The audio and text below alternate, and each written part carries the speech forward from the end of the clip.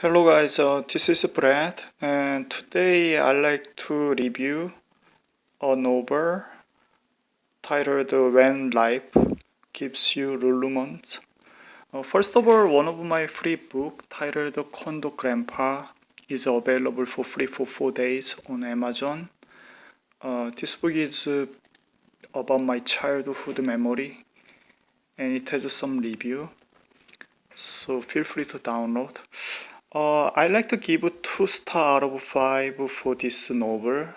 It's very well written. I like the ending, but it has a critical one mistake. The one thing I really don't like about this book is the main actor, the Senator Hartwell, had a vasectomy surgery while his wife tried to get pregnant via IVF.